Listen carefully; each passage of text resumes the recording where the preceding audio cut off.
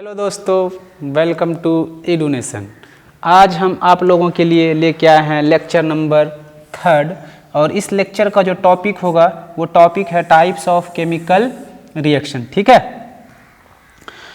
तो types of chemical reaction में 4 type के रिएक्शन पढ़ने हैं। सबसे पहले मैं आप लोगों को पढ़ाऊंगा कॉम्बिनेशन रिएक्शन। कॉम्बिनेशन रिएक्शन के बाद फिर से नेक्स्ट टॉपिक होगा डिकम्पोजिशन रिएक्शन। फिर नेक्स्ट रिएक्शन जो मैं आपको पढ़ाऊंगा वो डिस्प्लेसमेंट रिएक्शन। फिर लास्ट जो रिएक्शन होगा इस टॉपिक का वो है डबल डिस्प्लेसमेंट रिएक्शन। ठीक है दोस्तों, तो सबसे पहले बात करते हैं कॉम्बिनेशन रिएक्शन का। कॉम्बिनेशन रिएक्शन ये नाम से ही क्लियर है कि यहाँ पे किसी चीज का कॉम्बिनेशन हो रहा है। ठीक है, तो कॉम्बिनेशन रिएक्शन का डेफिनेशन से समझते हैं। The reaction in which single product, सबसे इंपॉर्टेंट सबसे खास बात है कि इस रिएक्शन में सिंगल प्रोडक्ट बनता है। सिंगल प्रोडक्ट फॉर्म्ड फ्रॉम 2 और मोर रिएक्टेंट्स। यहाँ पे रिएक्टेंट्स 2 या 2 से अधिक होगा और प्रोडक्ट सिंगल बनेगा। ऐसे जो भी रिएक्शन है उस सारे रिएक्शन को हम लोग बोलेंगे कॉम्बिनेशन रिएक्शन। अब ये सारे एग्जांपल को ये सारे रिएक्शन को एग्जांपल से एक्सप्लेन करते हैं। तो सबसे पहले है बर्निंग ऑफ कोल। अगर बर्निंग ऑफ कोल की बात करें, कोल ये कोल है, इस कोल को जब हम बर्न करेंगे तो ऑक्सीजन देना पड़ेगा इसमें, ऑक्सीजन। ये दोनों रिएक्टेंट हो गया। अब जब रिएक्टेंट कंबाइन किया तो कॉम्बिनेशन के बाद बनेगा प्रोडक्ट। कौन सा प्रोडक्ट बनेगा? ये बनाएगा कार्बन डाइऑक्साइड।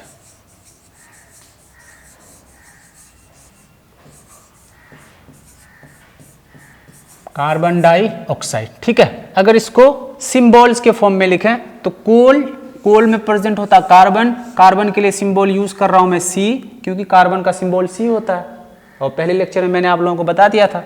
ठीक है, और ऑक्सीजन के लिए अब तो आपको याद हो चुका होगा, ऑक्सीजन के लिए लिखते हैं O2। ठीक है, और ये जो प्रोडक्ट बनाएगा, कार्बन का वैलेंसी होता है 4 और ऑक्सीजन का वैलेंसी होता है 2, दोनों कटेगा, यहाँ बचेगा 2, इसको लिखेंगे CO2। ठीक है दोस्तों, तो रिएक्टेंट साइड में अगर हम देखें, रिएक्टेंट साइड में, इस रिएक्शन के रिएक्टेंट साइड में नजर दौड़ाओ, आप अपनी आंख को अच्छे से बैठाओ तो यहां दिखेगा आपको कि 2 है। रिएक्टेंट में कितने हैं? 2 रिएक्टेंट्स।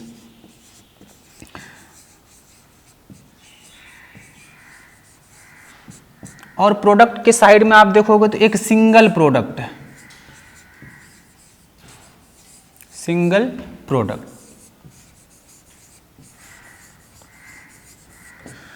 दो रिएक्टेंट सिंगल प्रोडक्ट, कौन सा रिएक्शन कहलाएगा? ये रिएक्शन कहलाएगा कॉम्बिनेशन रिएक्शन। एक और एग्जांपल है formation of water. Formation of water है ना, फॉर्मेशन ऑफ वाटर होता है हाइड्रोजन गैस को, हाइड्रोजन गैस को जब ऑक्सीजन के प्रेजेंस में बर्न किया जाता है ये बनाता है H2O। सेम इस रिएक्शन में अगर बच्चा नजर दौड़ाओ तुम तो रिएक्टेंट साइड में 2 रिएक्टेंट है, 2 रिएक्टेंट्स,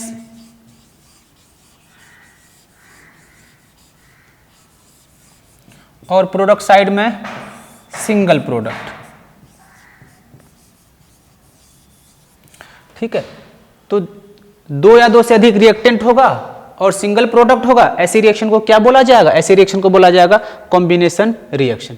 ठीक है, कॉम्बिनेशन रिएक्शन का एग्जांपल और थोड़ा ले लेते हैं। ठीक है, तो सबसे पहले सपोज किए यहाँ पे मैग्नीशियम है, इस मैग्नीशियम का रिएक्शन करा दिए ऑक्सीजन के साथ।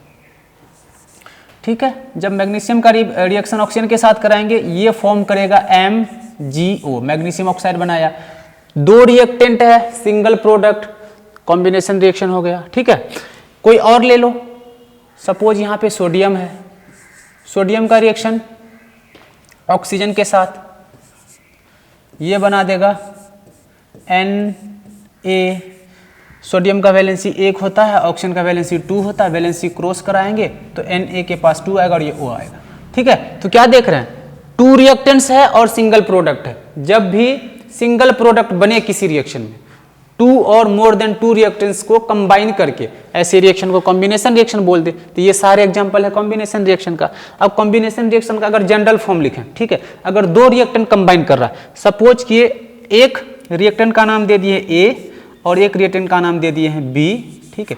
जब ये कंबाइन करेगा, कंबाइन होके ये बना देगा एक सिंगल प्रोडक्ट ए बी।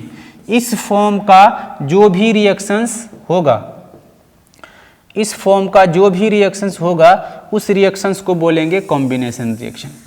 ए मिलेगा बी के साथ और प्रोडक्ट बना देगा A B, two reactant single product. This type of reaction is called combination reaction. अब बात करते हैं ये कॉम्बिनेशन रिएक्शन किसके किसके बीच होता है। कॉम्बिनेशन रिएक्शन किसके किसके बीच होगा, तो कॉम्बिनेशन रिएक्शन दो एलिमेंट के बीच भी हो सकता है, दो कंपाउंड के बीच भी हो सकता है, और एक एलिमेंट एक कंपाउंड के बीच भी हो सकता है ना। किसके किसके बीच हो सकता है, ये एलिमेंट बिटवीन एलिमेंट, एलिमेंट रहेगा प्लस एलिमेंट रहेगा, फिर भी कॉम्बिनेशन रिएक्शन हो सकता है, ठीक है।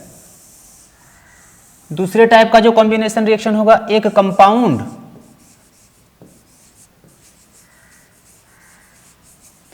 प्लस मिलेगा ये दूसरे कंपाउंड से, फिर भी कॉम्बिनेशन रिएक्शन होगा। तीसरे में कॉम्बिनेशन रिएक्शन में एक एलिमेंट होगा,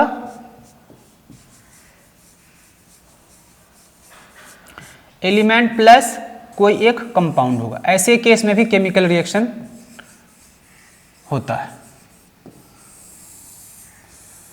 तो तीनों का एक्सप्लेनेशन मैं आपको करूंगा एग्जांपल के साथ।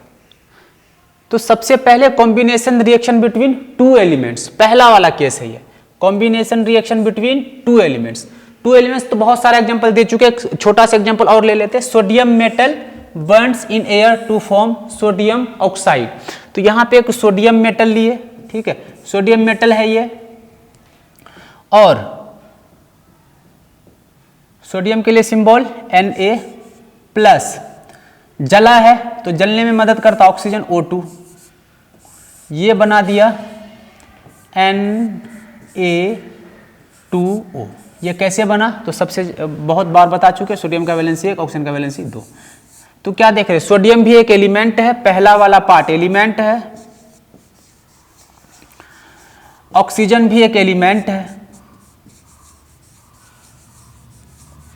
So this is combination reaction between two elements, दो एलिमेंट के बीच का ये कॉम्बिनेशन रिएक्शन है। कोई और एग्जांपल, एक एग्जांपल कैल्शियम का। कैल्शियम एक एलिमेंट है, कैल्शियम का रिएक्शन जब ऑक्सीजन के साथ करा दोगे बच्चा लोग CO2, तो ये फॉर्म करेगा, क्या करेगा, कैल्शियम का वैलेंसी 2, ऑक्सीजन का वैलेंसी भी 2, ठीक है। ये कंबाइन करके एक सिंगल प्रोडक्ट देगा CaO, that is called calcium oxide.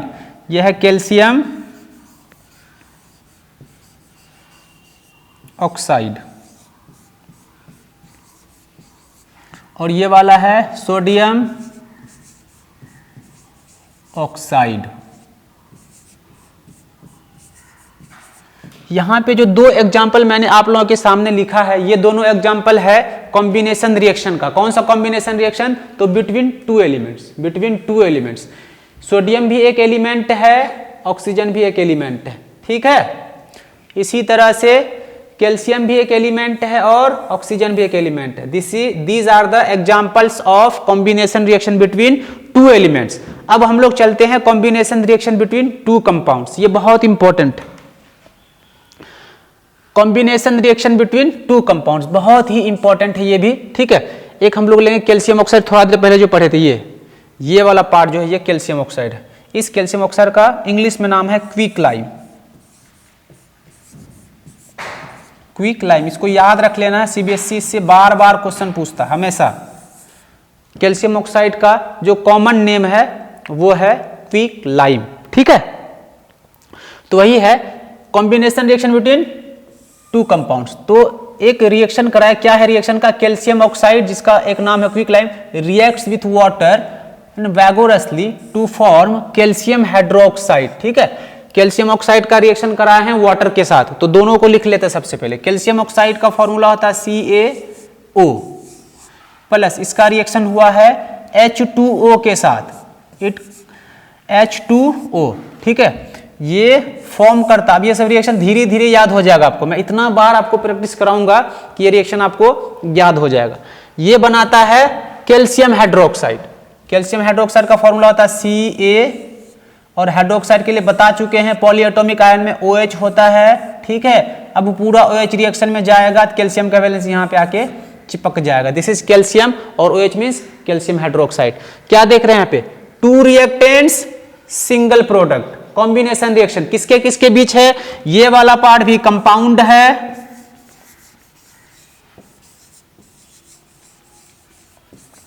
और ये वाटर भी एक कंपाउंड है,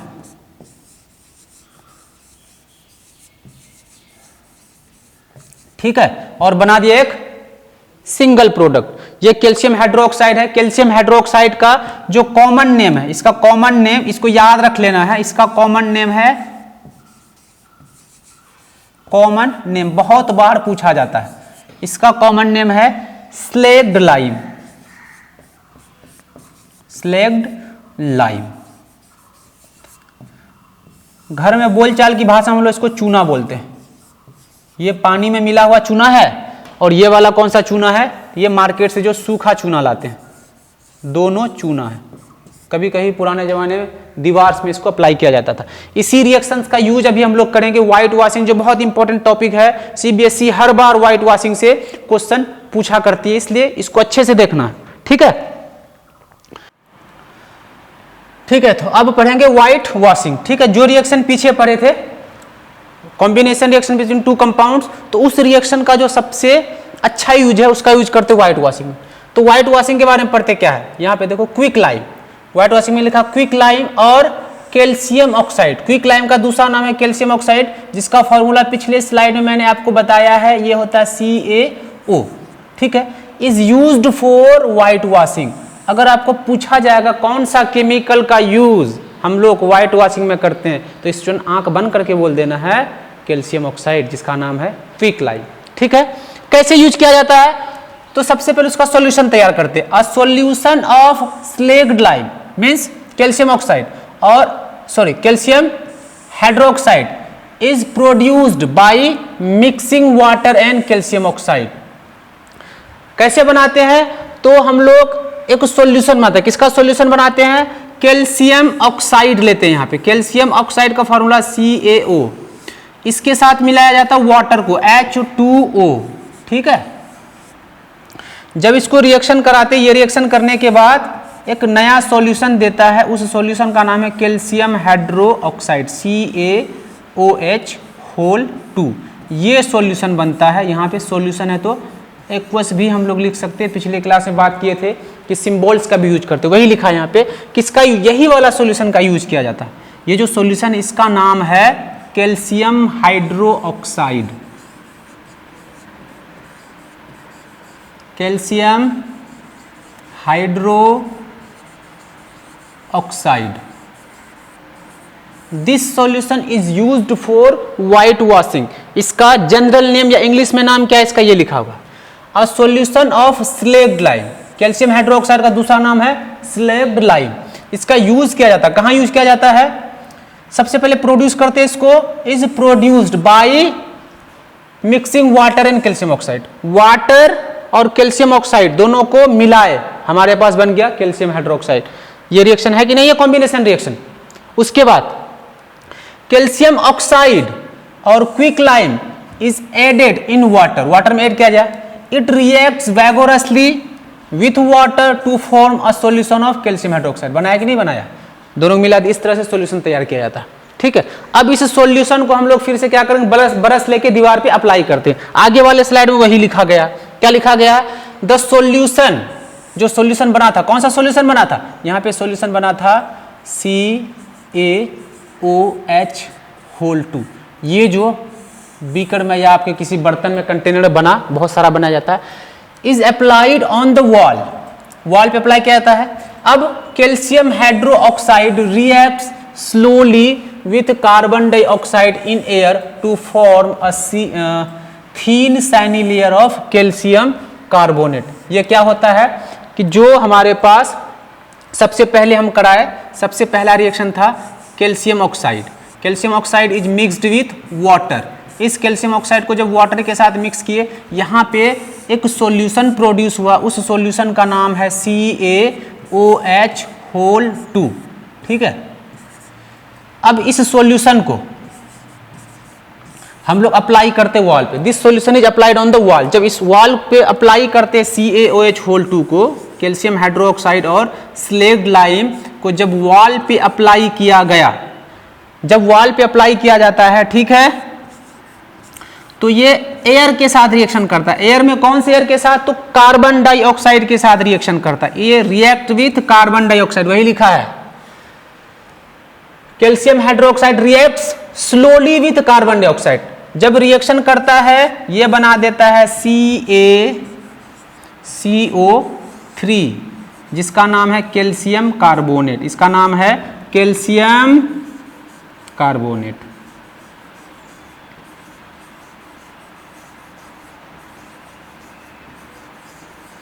कैल्शियम कार्बोनेट का कलर होता है शाइनी व्हाइट, जैसे चौक कैल्शियम कार्बोनेट है, मार्बल कैल्शियम कार्बोनेट है। तो ये कैल्शियम कार्बोनेट कलर कैसा होता है? ये होता है कलर शाइनी व्हाइट होता है। ये कैल्शियम कार्बोनेट की वजह से दीवार पे व्हाइट कलर दिखने लगता है, वही लिखा गया यहां पे, a thin layer of shining layer of calcium carbonate on the wall. Calcium carbonate gives shiny appearance to the wall. Calcium carbonate के फॉर्मेशन से वॉल का कलर धीरे धीरे चमकने लगता है, इसलिए इस प्रोसेस को कहते हैं व्हाइट वॉशिंग, क्योंकि वॉल को पूरा चमका दिया, व्हाइट बना दिया। आ गया समझ में? तो व्हाइट वॉशिंग में कोई दिक्कत नहीं होना चाहिए। दो कंपाउंड का नाम याद रखना व्हाइट वॉशिंग के लिए किसको यूज किया जाता है? तो सबसे पहले कैल्शियम ऑक्साइड को पानी के साथ मिलाया जाता है। जब कैल्शियम ऑक्साइड को पानी के साथ मिलाया, when calcium oxide is mixed with water, ये बना देता है कैल्शियम हाइड्रोक्साइड। ये सॉल्यूशन, इस सॉल्यूशन को फिर हम लोग अप्लाई करते हैं, this solution is applied on wall. जब वॉल पे अप्लाई करते हैं तो एटमॉस्फेयर का एयर इस कैल्शियम हाइड्रोक्साइड के साथ रिएक्शन करता है। रिएक्शन करने के बाद ये फॉर्म करता है कैल्शियम कार्बोनेट, और ये कैल्शियम कार्बोनेट दीवार के कलर को सैनी अपीयरेंस देता है, इसलिए इस प्रोसेस का नाम है व्हाइट वॉशिंग। ये बहुत इंपॉर्टेंट है, इस वाले टॉपिक से क्वेश्चन हर बार पूछा जाता है, ठीक है। व्हाइट वॉशिंग को अच्छे से याद रख लेना। यहां पे एक लाइन लिखा है, क्या लिखा है? React slowly, react slowly. तो जब दीवार पे हम लोग कैल्शियम हाइड्रोक्साइड इस वाले सॉल्यूशन को ब्रश से अप्लाई करते हैं तो एक दिन में दीवार व्हाइट नहीं हो जाता, इसको टाइम लगता है, इसलिए दीवार 2-3 दिन बाद ज्यादा चमकने लगता है, क्योंकि ज्यादातर कार्बन डाइऑक्साइड जाता है, कैल्शियम हाइड्रोक्साइड से रिएक्शन करता है, कैल्शियम कार्बोनेट बनाता है और धीरे धीरे धीरे धीरे दीवार का कलर व्हाइट हो जाता है। पहले दिन उतना व्हाइट नहीं लगता। जब कैल्शियम हाइड्रोक्साइड दीवार पे अप्लाई किया जाता है तब दीवार उतना नहीं चमकता, लेकिन 1-2 दिन बाद जब पूरा कार्बन डाइऑक्साइड रिएक्शन कर जाता है तब बना देता है कैल्शियम कार्बोनेट। जब पूरी तरह से कैल्शियम कार्बोनेट बन जाता है तो दीवार में शाइनी अपीयरेंस आ जाता है। So this is very important process white washing. इसको स्टूडेंट्स अच्छे से समझ जाना, ये 2 रिएक्शन याद रखना है, बैलेंस भी कर लेना इसको। अब नेक्स्ट स्लाइड पे चलते हैं। नेक्स्ट स्लाइड पे एक और रिएक्शन है, combination reaction between compound and compound का दूसरा एग्जांपल देख लेते हैं। सेकंड एग्जांपल यहां पे लिखा गया है ammonia reacts with hydrogen chloride to form ammonium chloride. एक कंपाउंड है अमोनिया, अमोनिया का फॉर्मूला होता है NH4, अगर आपको याद है तो बहुत, सॉरी NH3, अगर आपको याद है तो बहुत अच्छी बात है, अगर याद नहीं तो अब इसको याद कर लेना। ये NH3 है, प्लस इसका रिएक्शन कराया गया हाइड्रोजन क्लोराइड के साथ, हाइड्रोजन के लिए H, और जब ये क्लोरीन से रिएक्शन करता है तो ये बनाता है हाइड्रोजन क्लोराइड HCl। जब ये रिएक्शन किया, रिएक्शन में प्रोडक्ट बनता है to form ammonium chloride. Ammonium chloride, ammonia का लिखाए थे NH4 और ये बनेगा Cl। ये आपको पॉलीएटॉमिक आयन में लिखा दिए थे, NH4 प्लस होता, क्लोरीन का वैलेंसी भी 1, दोनों वैलेंसी एक दूसरे को कैंसिल करके NH4 बना दिया, ठीक है। तो ये वाला पार्ट भी कंपाउंड है, दिस इज कंपाउंड। ये HCl भी एक कंपाउंड है, और यहां सिंगल प्रोडक्ट बना, एक सिंगल प्रोडक्ट का फॉर्मेशन हुआ है।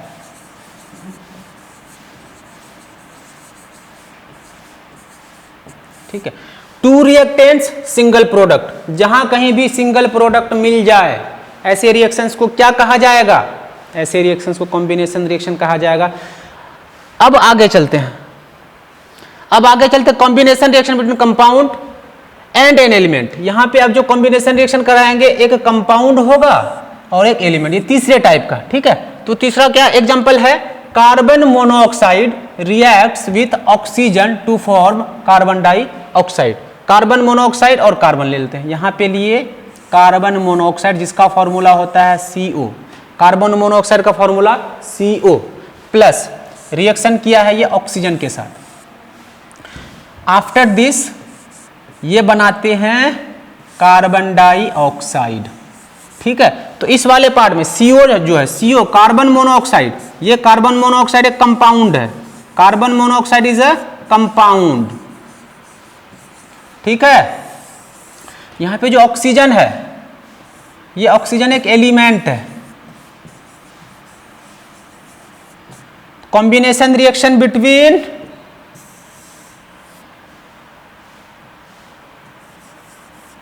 Combination reaction between compound and element. ठीक है, तो तीनों टाइप के कॉम्बिनेशन रिएक्शन हम लोग कर चुके हैं। अब अगले स्लाइड पे चलते हैं, यहां पे क्या है, व्हेन कॉम्बिनेशन रिएक्शन का एक नया डेफिनेशन यहां पे आ गया। क्या देखे, व्हेन टू और मोर सब्सटेंस, सब्सटेंसेस में क्या क्या आ सकता है, एलिमेंट आ सकता है, इसको यहां पे ब्रैकेट दे देना, और कंपाउंड। ठीक है, व्हेन टू और मोर सब्सटेंसेस, कौन कौन से सब्सटेंस, या तो एलिमेंट हो सकता है या कोई कंपाउंड हो सकता है, कंबाइंस, कंबाइन करके to form a single product, the reactions are called combination reaction. Simple सा बात कर रहा है कि जब दो या दो से अधिक सब्सटेंस या दो से अधिक रिएक्टेंट कंबाइन करे, कंबाइन करने के बाद सिंगल प्रोडक्ट दे, ऐसे रिएक्शंस को क्या कहा जाएगा, तो मेरे प्यारे स्टूडेंट्स ऐसे रिएक्शंस को कहा जाता है कॉम्बिनेशन रिएक्शन। कॉम्बिनेशन रिएक्शन यहां से काफी है, इतना कॉन्सेप्ट काफी है अपने सिलेबस के अकॉर्डिंग। अब अगला रिएक्शन जो करेंगे, अगला रिएक्शन है डिकम्पोजिशन रिएक्शन। ये जो डिकम्पोजिशन रिएक्शन है जस्ट उल्टा है कॉम्बिनेशन रिएक्शन, क्योंकि कॉम्बिनेशन रिएक्शन में दो सब्सटेंसेस मिलके एक सिंगल सब्सटेंस बनाता था, लेकिन यहाँ पे एक सिंगल सब्सटेंस होगा, वो टूट के दो या दो से अधिक सब्सटेंसेस देगा। सिंपल सा है, इसको सबसे पहले समझ लेते हैं। The reaction in which a single reactant, इसको याद रखना है, सिंगल रिएक्टेंट होगा। डिकम्पोजिशन रिएक्शन में सिंगल रिएक्टेंट, कॉम्बिनेशन रिएक्शन में सिंगल प्रोडक्ट। ठीक है, डिकम्पोजेस यानी टूटता है, टू गिव टू और मोर प्रोडक्ट्स, दो या दो से अधिक प्रोडक्ट में टूट जाएगा। इसका खास बात है, डिकम्पोजिशन रिएक्शन का खास बात है, यहां पे एक ही प्रोडक्ट होगा, सिंगल प्रोडक्ट हो, सॉरी सिंगल रिएक्टेंट होगा, प्रोडक्ट दो या दो से अधिक होगा। एक एग्जांपल ले लेते हैं इसका, कैल्शियम कार्बोनेट। कैल्शियम कार्बोनेट अभी थोड़ा देर पहले लिखाए थे, चौक का फॉर्मूला भी कैल्शियम कार्बोनेट होता है। ठीक है, तो कैल्शियम कार्बोनेट का फॉर्मूला होता है CaCO3। अब ये सब चीज को याद रख लेना, अब ये सॉलिड फॉर्म में। ठीक है, क्या लिखा है, इज हीटेड, इसको जब गर्म करेंगे, इसको जब गर्म करते, कैल्शियम कार्बोनेट को जब गर्म किया जाता है तो ये कैल्शियम कार्बोनेट ब्रेक हो जाता है, डिकम्पोज हो जाता है, to form calcium oxide and carbon dioxide. इसको गर्म किए, कैल्शियम कार्बोनेट था, कैल्शियम कार्बोनेट को हीट किया गया, जैसे ही हीट किए तो हीट को एरो के ऊपर लिखते हैं, है ना, हीट एनर्जी दिया गया है, तो कौन सा रिएक्शन होगा ये, इंडोथर्मिक या एक्सोथर्मिक, सोच के बताओ, ये इंडोथर्मिक है। ठीक है, अब देखो जब इसको गर्म किए तो क्या बोला है, डिकम्पोज हो जा रहा, किसमें किसमें डिकम्पोज हो रहा, कैल्शियम ऑक्साइड, तो कैल्शियम ऑक्साइड का फॉर्मूला CaO प्लस, और किसमें डिकम्पोज हुआ है, कार्बन डाइऑक्साइड, कार्बन डाइऑक्साइड का फॉर्मूला CO2। यहां पे देखो, यहां पे क्या था, एक सिंगल प्रोडक्ट है, सॉरी सिंगल रिएक्टेंट है, दिस इज सिंगल रिएक्टेंट।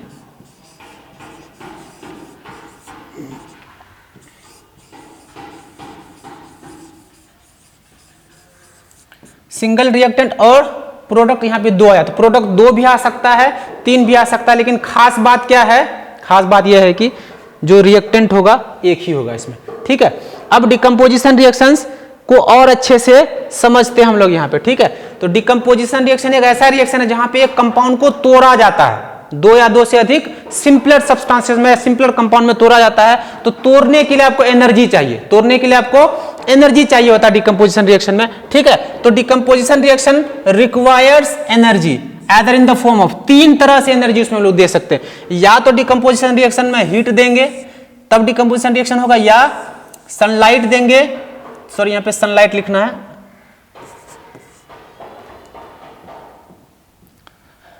यहां पे लिख देना है सनलाइट।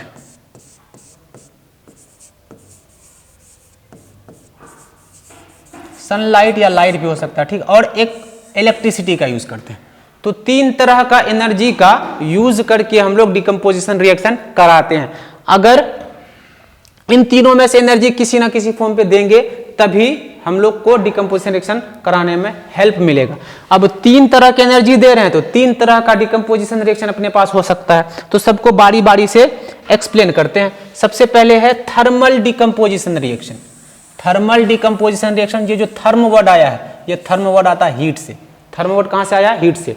यानी जब डिकम्पोजिशन रिएक्शन हीट के हेल्प से किया जाए, ऐसे डिकम्पोजिशन रिएक्शन को बोला जाएगा थर्मल डिकम्पोजिशन रिएक्शन। देख लेते हैं, यहां पे डेफिनेशन लिखा हुआ है, when decomposition reaction is carried out by heat is called thermal decomposition reaction. ठीक है, जब भी डिकम्पोजिशन रिएक्शन हम लोग हीट के हेल्प से करेंगे तो उसको क्या बोला जाएगा? थर्मल डिकम्पोजिशन रिएक्शन बोला जाएगा। यहां पे जब डिकम्पोजिशन रिएक्शन लिए थे, कहां पे?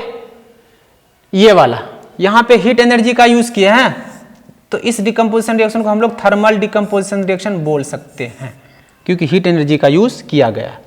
ठीक है, तो एक एग्जांपल लेते हैं, व्हेन लीड नाइट्रेट, यहां पे एक कंपाउंड है लीड नाइट्रेट इज हीटेड। पहला एग्जांपल तो कैल्शियम कार्बोनेट वाला हो गया। दूसरा एग्जांपल है लीड नाइट्रेट, इसका फॉर्मूला होता है PB, एन नाइट्रेट का होता है NO3। ये आपको चार्ट में मिल जाएगा, जो पहले लेक्चर में हमने आप लोगों को चार्ट प्रोवाइड किया था उसमें मिल जाएगा NO3। लीड का वैलेंसी 2 होता है, तो ये 2 यहां पे आ जाएगा। PbNO3 लीड नाइट्रेट है। ठीक है, is decomposes to form lead monoxide. जब इसको गर्म किए तो इसमें डाला जाएगा हीट, क्योंकि हीट एनर्जी से डिकम्पोजिशन रिएक्शन करा रहे हैं, थर्मल डिकम्पोजिशन रिएक्शन हो रहा है। ठीक है, decomposes to form lead monoxide, तो लीड मोनोऑक्साइड बनाएगा, ये बनाएगा PbO, this is lead monoxide. And nitrogen dioxide, तो नाइट्रोजन डाइऑक्साइड का फॉर्मूला NO2। एक और चीज बनाता ऑक्सीजन, तो +O2। यहां पे देखो स्टूडेंट, एक सिंगल हमारे पास कंपाउंड था, इस सिंगल कंपाउंड को जब हीट किए तो डिकम्पोज हो गया। कितने प्रोडक्ट दे दिए? 3 प्रोडक्ट दे दिए। तो कोई भी रिएक्शन जहां पे सिंगल रिएक्टेंट मिलके, सिंगल रिएक्टेंट डिकम्पोज होके 2 और मोर देन 2 प्रोडक्ट प्रोड्यूस करते हैं, ऐसे रिएक्शंस को बोला जाएगा डिकम्पोजिशन रिएक्शन। अब डिकम्पोजिशन रिएक्शन यहाँ पे हीट के हेल्प से किए हैं, तो ये थर्मल डिकम्पोजिशन रिएक्शन। एक खास बात याद रखना, कभी कभी पूछ देता है, एनसीईआरटी का लाइन है, इस रिएक्शन में, इन दिस रिएक्शन, जो इमिशन होगा, बाहर निकलेगा ऑफ ब्रोन फ्यूम, है ना, ब्राउन कलर का फ्यूम बाहर निकलता ऑफ नाइट्रोजन डाइऑक्साइड। इसको याद रखना। ये इस रिएक्शन में देखा गया कि जब ये रिएक्शन होता है, लीड नाइट्रेट को जब हम लोग गर्म करते हैं, जो नाइट्रोजन डाइऑक्साइड बाहर होता है वो ब्राउन फ्यूम के फॉर्म में बाहर आता है। तो कभी कभी पूछ देगा कि कौन सा रिएक्शन इनमें से जिसमें ब्राउन फ्यूम देखा जा सकता है। ठीक है, एक और रिएक्शन थर्मल डिकम्पोजिशन रिएक्शन का, एक यहां पे है on heating ferrous sulphate decomposes to form ferric oxide, sulphur dioxide and sulphur trioxide. ठीक है, तो फेरस सल्फेट, तो फेरस के लिए आयरन होता है Fe, सल्फेट का लिखा है SO4 SO4। आयरन का वैलेंसी 2, सल्फर का वैलेंसी भी 2, सल्फेट का वैलेंसी भी 2, तो हो जाएगा फेरस सल्फेट, है ना। इसका जो कलर होता है फेरस सल्फेट का, फेरस सल्फेट का जो कलर होता है ये ग्रीन टाइप का कलर होता है। जब इस फेरस सल्फेट को गर्म किया गया, अभी हम लोग थर्मल डिकम्पोजिशन का एग्जांपल देख रहे हैं, तो हर जगह हीट का यूज होगा। ये डिकम्पोज होकर बना दिया फेरिक ऑक्साइड। फेरिक ऑक्साइड का फॉर्मूला होता है Fe, और ऑक्सीजन का वैलेंसी 2 होता दिए, यहां पे आके लग जाएगा, और आयरन का वैलेंसी 3 होता दिए, यहां के लग जाएगा। ठीक है, ये बना दिया ferric oxide Fe2O3 plus sulphur dioxide, sulphur का S, ऑक्सीजन डाइऑक्साइड यहाँ पे 2 लगेगा। फिर बोला है sulphur trioxide plus SO3। In this reaction, ये एनसीईआरटी का एग्जांपल, इसको याद रख लेना। ये इसी डिकम्पोजिशन रिएक्शन के लिए कोई रूल नहीं है अभी। डिकम्पोजिशन रिएक्शन में याद रख लेना कौन सा कंपाउंड टूटा और कौन सा कंपाउंड टूटा और कौन कौन से प्रोडक्ट बना है। ठीक है, अब इस एग्जांपल को अच्छे से लिख लो बच्चा, फिर हम इस एग्जांपल को समझाएंगे। ठीक है, हाँ, तो इसको लिख लिए। ठीक है, तो फिर से समझा देते हैं, जब इसको गर्म किए फेरस सल्फेट का कलर होता है ग्रीन, ठीक है। जब इसको हीट किए, थर्मल डिकम्पोजिशन, हीट एनर्जी का यूज करेंगे, ये फेरिक ऑक्साइड बना, इसका कलर कैसा होता है, यही रस्ट है, रस्ट देखे होगे आप लोग, जंग जो लग जाता है, ये जंग है, ठीक है। तो ये भी एक एग्जांपल है थर्मल डिकम्पोजिशन का, इसको याद रखना, ये एनसीईआरटी का एग्जांपल, एनसीईआरटी से बाहर वाला एग्जांपल नहीं पूछेगा आपसे। एक और एग्जांपल, इस वाले को देख लीजिए, यहाँ पे एक पॉइंट लिखा हुआ है, इस पॉइंट में क्या लिखा हुआ, when ferrous sulphate is heated green colour of ferrous sulphate, बता दिए थे फेरस सल्फेट का कलर ग्रीन होता है, sulphate changes to brown, green colour का था, किसमें चेंज होगा, ब्राउन में चेंज हो गया। चेंज इन कलर क्या बताता है, कैरेक्टरिस्टिक ऑफ केमिकल रिएक्शन, याद करो पहले शायद पहले लेक्चर में बताया, चेंज इन कलर रिएक्शन बताता है, ग्रीन कलर से क्या हो गया, ब्राउन हो गया, यानी यहाँ पे केमिकल रिएक्शन हुआ है, वही लिखा गया है कि कलर जो था वो ग्रीन था, ग्रीन से कलर हो गया ब्राउन, क्यों ब्राउन हुआ, due to formation of ferric oxide, green ferrous sulphate convert हो गया ब्राउन में, ब्राउन क्यों हुआ, due to formation of ferric oxide, ठीक है। एक और बात याद रखना है, a smell of burning sulphur is obtained, मतलब जब ये रिएक्शन कराया जाता है तो ऐसा लगेगा कि सल्फर का महक आ रहा है, जलने का, क्योंकि इस रिएक्शन में निकलता है due to the formation of sulphur dioxide, ये क्यों निकलता है, तो सल्फर डाइऑक्साइड जो गैस निकलता है उसी के वजह से हम लोगों को ये महक पता चलता है, ठीक है। तो ये बहुत इंपॉर्टेंट एग्जांपल है, एनसीईआरटी का एग्जांपल, इसको अच्छे से कर लेना है, ठीक है, थर्मल डिकम्पोजिशन रिएक्शन का एग्जांपल है। अब आगे चलते हैं, आगे में नए टाइप का डिकम्पोजिशन रिएक्शन है जहां पे इलेक्ट्रिसिटी का यूज करेंगे, किसका यूज करेंगे, इलेक्ट्रिसिटी का यूज करेंगे। इलेक्ट्रिसिटी का यूज करके जब डिकम्पोजिशन रिएक्शन करते हैं, उस रिएक्शन का नाम है इलेक्ट्रोलाइटिक डिकम्पोजिशन रिएक्शन, ठीक है। When the decomposition reaction is carried out by passing electricity is called electrolytic decomposition reaction, ठीक है। तो एक सिंपल सा एग्जांपल, बहुत ही आसान सा एग्जांपल है कि जब भी वाटर से हम लोग इलेक्ट्रिसिटी पास कराते हैं, ये टूट जाता है, ऑक्सीजन गैस में टूटता है और हाइड्रोजन गैस में टूटता है। तो एक कंपाउंड है यहाँ पे वाटर, मेरे पास H2O, ठीक है, ये वाटर को रखना है लिक्विड फॉर्म में, इस वाटर से जब इलेक्ट्रिसिटी पास कराएंगे तो ये आ जाएगा आपका कंडीशन है कि इलेक्ट्रिसिटी प्रेजेंट होना चाहिए,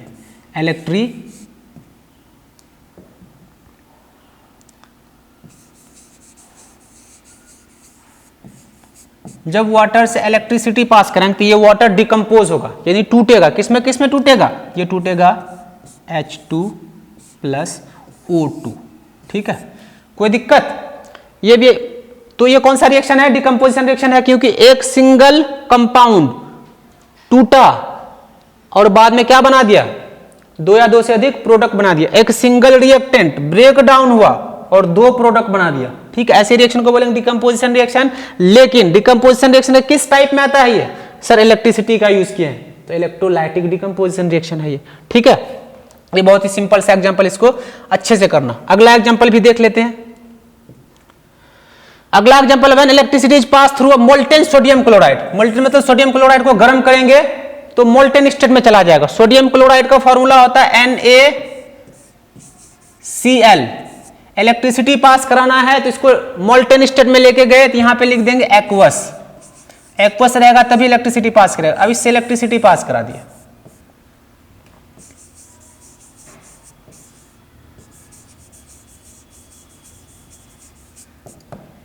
जब इलेक्ट्रिसिटी पास करेंगे तो ये टूटेगा, किसमें टूटेगा, Na अलग हो जाएगा और सोडियम क्लोरीन अलग हो जाएगा, ठीक है। इसको बैलेंस भी कर सकते हैं, आसानी से बैलेंस हो जाएगा, 2 क्लोरीन है यहाँ पे 2 लग जाएगा, सोडियम 2 है यहाँ पे 2 लग जाएगा, ठीक है।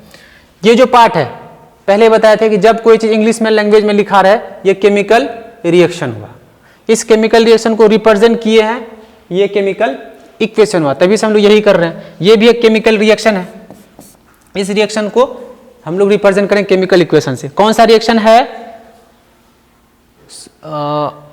एग्जांपल है ये, when current is pass through molten aluminium oxide, हमारे पास एल्युमिनियम ऑक्साइड, एल्युमिनियम का फॉर्मूला Al, ठीक है, सॉरी एल्युमिनियम का सिंबल Al, ऑक्सीजन का सिंबल O, एल्यूमिनियम का वैलेंसी होता है 3 तो यहाँ आ जाएगा, ऑक्सीजन का वैलेंसी होता है 2 तो ये यहाँ आ जाएगा। मॉल्टन स्टेट में है यहाँ पे लिखेंगे एक्वस, क्योंकि इक्वेशन को हमको मोर इन्फॉर्मेटिव बनाना है, वहाँ पे बताए थे कैसे मोर इन्फॉर्मेटिव बनाते हैं। ठीक है, अब जब इससे इलेक्ट्रिसिटी पास कराया गया, when electricity is pass through molten aluminium oxide, ठीक है, इलेक्ट्रिसिटी, जब इलेक्ट्रिसिटी पास की तो टूटेगा, किसमें किसमें टूटेगा, ये टूटेगा एल्युमिनियम मेटल में प्लस ऑक्सीजन गैस में। तो ये सारे डिकम्पोजिशन रिएक्शन है। यहां पे जो डिकम्पोजिशन रिएक्शन हम लोग परफॉर्म कर रहे हैं, एनर्जी कौन सा डाल रहे हैं, एनर्जी डाल रहे हैं इलेक्ट्रिसिटी। तो इलेक्ट्रिसिटी जब डाल के करेंगे that is called electrolytic decomposition reaction. एक और टाइप का डिकम्पोजिशन रिएक्शन पढ़ेंगे, and this type of decomposition reaction is known as photolytic decomposition reaction. अभी जो हम लोग दो टाइप के डिकम्पोजिशन रिएक्शन पढ़े, पहला था थर्मल डिकम्पोजिशन रिएक्शन, जहाँ पे डिकम्पोजिशन रिएक्शन करा रहे थे हम with the help of heat energy. दूसरा जो डिकम्पोजिशन रिएक्शन पढ़े वहाँ पे सब्सटेंसेस का डिकम्पोजिशन हो रहा था इलेक्ट्रिसिटी के हेल्प से। अब जो पढ़ रहे हैं that is photolytic decomposition reaction, जहाँ पे डिकम्पोजिशन रिएक्शन कराएंगे बच्चा हम लोग with the help of light. ठीक है, फोटो मीन्स होता है लाइट। ये जो फोटो वाला पार्ट है, इस फोटो का मतलब ही होता है लाइट। ठीक है, तो लाइट एनर्जी से जब डिकम्पोजिशन रिएक्शन होगा, डेफिनेशन पढ़ लेते हैं। When decomposition reaction carried out by light energy is called photo decomposition reaction. ठीक है, तो फोटो डिकम्पोजिशन रिएक्शन का दो एग्जांपल हम लोग डिस्कस करेंगे, उसके इसको खत्म करते हैं क्योंकि अपने एनसीईआरटी में इतना ही दिया है। तो पहला एग्जांपल है सिल्वर क्लोराइड का। When silver chloride is exposed to light it decomposes to form metal, silver metal and chlorine gas. ठीक है, तो सिल्वर क्लोराइड का फॉर्मूला होता है AgCl। ठीक है, और जब इसको हम लोग धूप में रख देते हैं, तो धूप में रखेंगे तो सनलाइट को इस एरो के ऊपर लिखते हैं सनलाइट। जैसे सनलाइट AgCl में पड़ेगा, ठीक है, ये AgCl टूट के Ag अलग हो जाएगा और क्लोरीन गैस रिलीज होकर एटमॉस्फेयर में चला जाएगा। अब हमको कैसे पता चलेगा कि यहाँ पे रिएक्शन हुआ है? ठीक है, तो हम लोग क्या करते हैं, किसी चाइना डिश में इस AgCl को रख देते हैं धूप में, कुछ देर बाद इस AgCl का कलर चेंज हो जाता है। तो उसी पॉइंट को यहाँ पे डिस्कस किया गया है। When silver chloride exposed to sunlight, जब उसको सनलाइट में रख दिए हम लोग, ठीक है, क्या हुआ, the white colour of silver chloride changes to greyish white, है ना। इसका कलर वाइट था, ये जो सिल्वर क्लोराइड है इसका कलर वाइट रहता है। ठीक है, लेकिन जैसे धूप में रखें तो सिल्वर अलग हो गया। सिल्वर का कलर सबको पता है कि एक मेटल है जिसका कलर ग्रेइश वाइट होता है। तो यहाँ पे चेंज इन कलर हमको बता रहा है कि रिएक्शन हुआ है। किसके हेल्प से हुआ है? तो ये हुआ है सनलाइट के हेल्प से, इसीलिए इस रिएक्शन को कहते हैं फोटो डिकम्पोजिशन रिएक्शन। एक और एग्जाम्पल है इसी टाइप का, इस एग्जाम्पल का नाम है सिल्वर ब्रोमाइड। सेम है, when silver bromide is expose to sunlight the pale yellow colour of silver bromide changes to greyish white. ये ग्रेइश वाइट सिल्वर का कलर है। सिल्वर तो आप लोग बहुत देखे होंगे, है ना, इसका यूज हम लोग डेली लाइफ में बहुत ज़्यादा करते हैं due to the formation of silver metal. ठीक है, क्या हुआ इसमें, सिल्वर ब्रोमाइड था, सिल्वर के लिए Ag और ब्रोमीन से रिएक्शन करके ये ब्रोमाइड बना देता है सिल्वर ब्रोमाइड। इस सिल्वर ब्रोमाइड को जब बहुत देर तक सनलाइट पे एक्सपोज कर देते हैं, सनलाइट में जब एक्सपोज किए, ठीक है, तो ये सिल्वर ब्रोमाइड टूट के सिल्वर बना देता है और प्लस ब्रोमीन। ठीक है, ब्रोमीन बनाया। इसका कलर कैसा है? तो कलर यहाँ पे लिखा है पेल येलो कलर। इसका कलर होता है येलो। धूप में जब बहुत देर तक इसको छोड़ दिए तो ये येलो कलर चेंज होके ये सिल्वर बना। सिल्वर का कलर कैसा होता है? तो ग्रेइश वाइट होता है। ये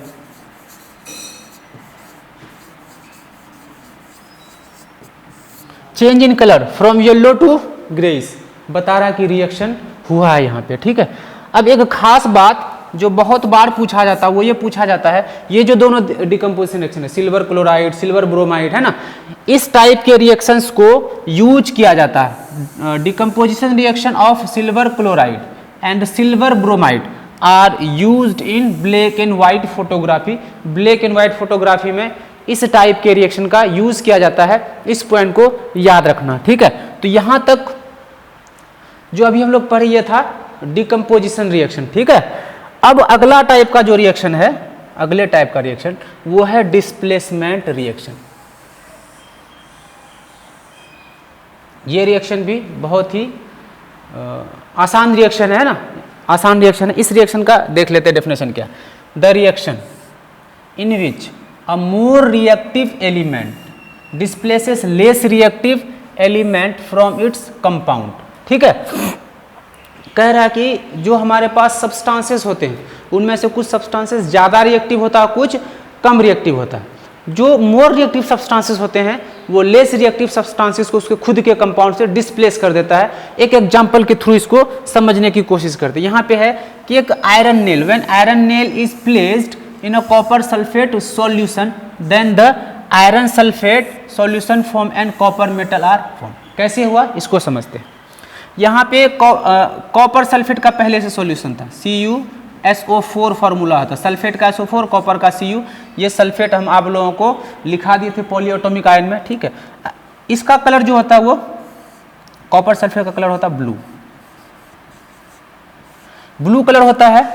इस कॉपर सल्फेट पे अगर एक आयरन को बहुत देर तक छोड़ देते हैं, आयरन नेल को बहुत देर तक डाल देते हैं, ये कॉपर सल्फेट का सॉल्यूशन है। सॉल्यूशन के लिए AQ लिखेंगे, एक्वस, ठीक है। अब इस रिएक्शन में iron is more reactive than copper, iron जो है कॉपर से ज्यादा रिएक्टिव है, इसलिए, ठीक है, ये जो आयरन है कॉपर के कंपाउंड से कॉपर को हटा देगा। ये सल्फेट कॉपर का बना हुआ है, ठीक है, ये सल्फेट कॉपर का बना हुआ, लेकिन आयरन ज्यादा रिएक्टिव है तो कॉपर को यहां से धक्का मार के भगा देगा और खुद का कंपाउंड सल्फेट के साथ बना लेगा। तो क्या होगा, ये आएगा यहाँ पे आयरन अपना FeSO4 बना लेगा, ठीक है, और ये जो कॉपर है नीचे आके ऐसे डिस्प्लेस होके बैठ जाएगा। तो क्या देख रहे हैं इस रिएक्शन में, इस रिएक्शन में देख रहे हैं कि जो कंपाउंड था कॉपर सल्फेट का था, लेकिन इस कॉपर सल्फेट पे इस आयरन मेटल को लाके हम लोग डाल दिए। Iron is more reactive than copper, तो कॉपर को उसके ही कंपाउंड से आयरन डिस्प्लेस करके खुद का कंपाउंड बना लिया और कॉपर बेचारा डिस्प्लेस हो गया। This type of reaction is called displacement reaction. अगर इस रिएक्शन को हम उल्टा करते हैं, अगर इस रिएक्शन को क्या करें, रिवर्स कर देते हैं। कंडीशन ये है, यहाँ पे हम कॉपर लिए, Cu लिए और पहले से था आयरन सल्फेट, FeSO4 का सॉल्यूशन है। इस सॉल्यूशन में कॉपर मेटल को लाके डाल दिए। अब क्या होगा यहाँ पे, तो यहाँ पे क्या होगा, यहाँ पे होगा नो रिएक्शन, यहाँ पे होगा नो रिएक्शन। क्यों नहीं होगा रिएक्शन, क्या कहा है, more reactive element, more reactive element displace करता है लेस रिएक्टिव एलिमेंट को, लेकिन यहाँ पे कॉपर जो है, copper is less reactive than iron, इसलिए कॉपर आयरन को डिस्प्लेस नहीं कर पाएगा, ठीक है। अब यहाँ पे प्रॉब्लम ये आ गया, हमको कैसे पता चलेगा कौन मोर रिएक्टिव है कौन लेस रिएक्टिव है। तो इसके लिए आता है रिएक्टिविटी सीरीज। उस रिएक्टिविटी सीरीज को गौर से देखना है। यह है रिएक्टिविटी सीरीज। रिएक्टिविटी सीरीज क्या है, ये मेटल का जो अरेंजमेंट आप देख रहे हैं, ये डिक्रीजिंग ऑर्डर ऑफ रिएक्टिविटी में सबसे ज्यादा रिएक्टिव पोटासियम है, उसके बाद सोडियम, तो डिक्रीजिंग ऑर्डर में इसको अरेंज कर दिए। This arrangement is called reactivity series. यानी मेटल्स को हम लोग क्या करते हैं, वर्टिकल कॉलम में अरेंज कर देते हैं decreasing order of their reactivity, है ना। The arrangement of metals in a vertical column in order of decreasing reactivity is called reactivity series. जो सबसे ज्यादा रिएक्टिव है पोटासियम है, ये क्या है, मोर रिएक्टिव है, दिस इज मोर रिएक्टिव। फिर पोटासियम से थोड़ा कम रिएक्टिव है सोडियम, सोडियम से थोड़ा कम है कैल्शियम, कैल्शियम से थोड़ा कम मैग्नीशियम। इस तरह से रिएक्टिविटी सीरीज डिक्रीज हो रहा है, मेटल्स का जो रिएक्टिविटी ऑर्डर है वो डिक्रीज हो रहा है। जैसे जैसे नीचे आते जाएंगे ये डिक्रीज होते जाएगा, ये डिक्रीजिंग ऑर्डर है।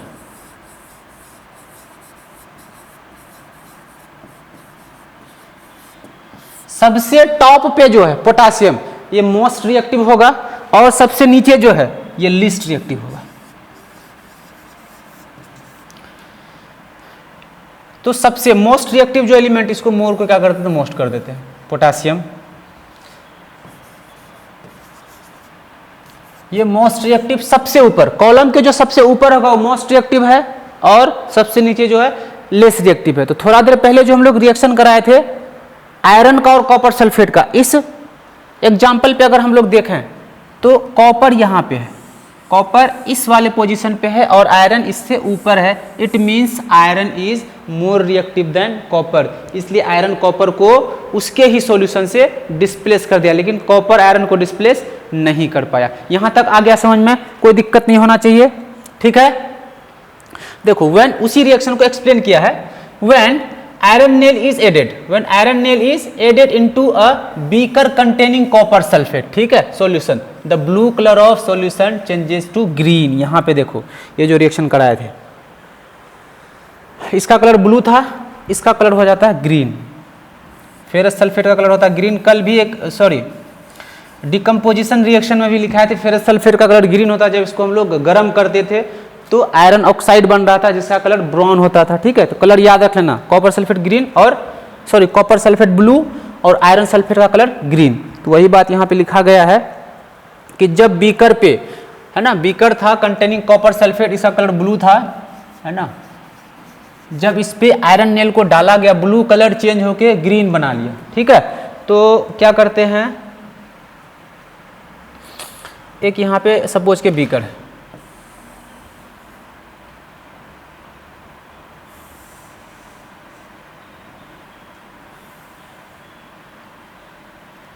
ये बीकर है, ठीक है।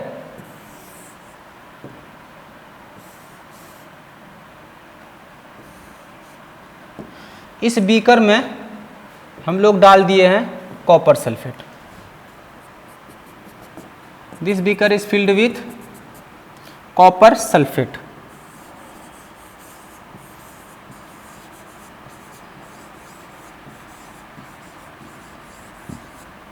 ये कॉपर सल्फेट कलर है ब्लू, कॉपर सल्फेट कलर है ब्लू, ठीक है। अब इस बीकर में थोड़ी देर बाद क्या किए, एक आयरन नेल ला के डाल दिए।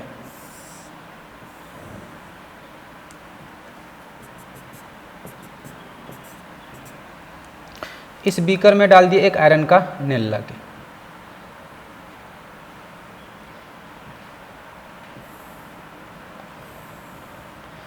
एक आयरन नेल लाके इसमें डाल दिए। अभी इसमें कॉपर सल्फेट था, कलर था ब्लू, कलर था इसका ब्लू। जैसे इसमें आयरन नेल डाले, ठीक है, तो कुछ देर बाद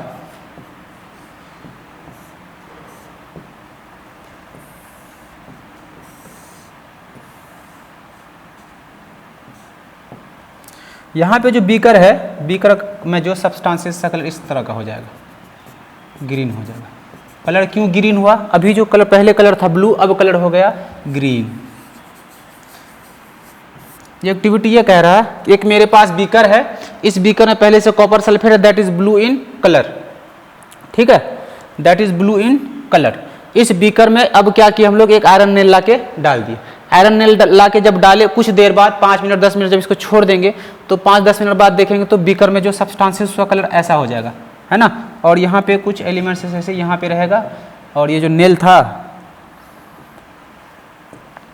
इस नेल में भी कॉपर ऐसे जाके ऐसे ऐसे चिपक जाएगा, इसमें ऐसे ऐसे जाके चिपक जाएगा, ठीक है। तो ऐसा क्यों हुआ, ऐसा इसलिए हुआ, एक बीकर है कॉपर सल्फेट का, जैसे कॉपर सल्फेट में हम लोग आयरन नेल को डाले, iron is more reactive than copper, तो आयरन क्या किया, कॉपर को डिस्प्लेस किया, आयरन क्या किया, कॉपर को डिस्प्लेस किया और सल्फेट के साथ अपना खुद का ये आयरन सल्फेट बना लिया। ये जो बना यहाँ पे ये आयरन सल्फेट बन गया,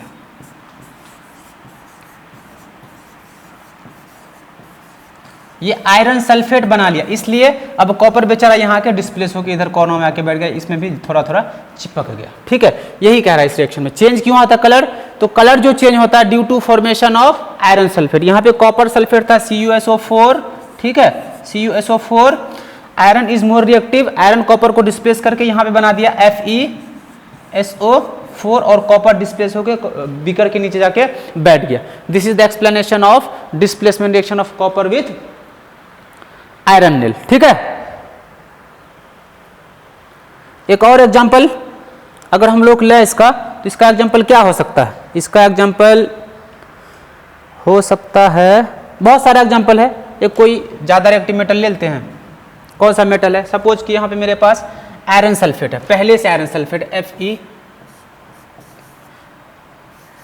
FeSO4, ये आयरन सल्फेट है। इस आयरन सल्फेट इससे थोड़ा ज़्यादा रिएक्टिव मेटल ला के रख दी, इससे थोड़ा ज़्यादा रिएक्टिव मेटल था जिंक।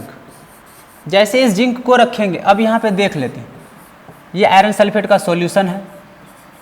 ठीक है, zinc is more reactive than iron, इसीलिए जिंक क्या करेगा? आयरन को आयरन सल्फेट से डिस्प्लेस कर देगा। जैसे डिस्प्लेस करेगा, ये जिंक खुद का सल्फेट बना लेगा। Zn सल्फेट का फॉर्मूला SO4, जिंक सल्फेट बनाएगा और ये आयरन यहाँ आके नीचे बैठ जाएगा। लेकिन अगर इस रिएक्शन को रिवर्स करें, हम मान लेते मेरे पास पहले से जिंक सल्फेट था, पहले से जिंक सल्फेट है, ZnSO4 एक बीकर में भरा हुआ सॉल्यूशन के फॉर्म में। ठीक है, अब इस बीकर में अगर हम लोग आयरन को ला के रखें, Fe को ला के रखेंगे, तो इस केस में होगा नो रिएक्शन।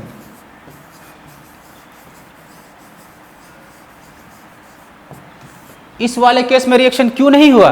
क्योंकि हम रिएक्टिविटी सीरीज से देख सकते हैं zinc is more reactive than iron, so iron can not displace zinc from zinc sulphate, इसलिए रिएक्शन यहाँ पे नहीं हुआ। ऐसे हजारों एग्जांपल है। मोर रिएक्टिव एलिमेंट हटा देगा, लेस रिएक्टिव एलिमेंट डिस्प्लेस नहीं कर पाएगा। इसके लिए क्या कंडीशन बन सकता है? कंडीशन ये बनेगा, डिस्प्लेसमेंट रिएक्शन तभी होगा, डिस्प्लेसमेंट रिएक्शन तभी होगा जो एलिमेंट रिएक्शन में गया है उस एलिमेंट को ज्यादा रिएक्टिव होना पड़ेगा जो एलिमेंट कंपाउंड में प्रेजेंट है। ये लाइन याद रहेगा। ठीक है, डिस्प्लेसमेंट रिएक्शन होने के लिए क्या शर्त है?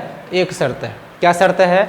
जो एलिमेंट रिएक्शन में गया है कंपाउंड के साथ, तो उस एलिमेंट को क्या होना पड़ेगा? ज्यादा रिएक्टिव होना पड़ेगा। जैसे जिंक गया था फेरस सल्फेट के साथ रिएक्शन में, तो जिंक को ज्यादा रिएक्टिव होना पड़ेगा, तभी रिएक्शन हो पाएगा। लेकिन यहाँ पे जिंक सल्फेट के साथ रिएक्शन में चला गया iron, iron is less reactive than zinc sulphate, इसलिए रिएक्शन इज नॉट पॉसिबल। यहां तक समझ में आ गया?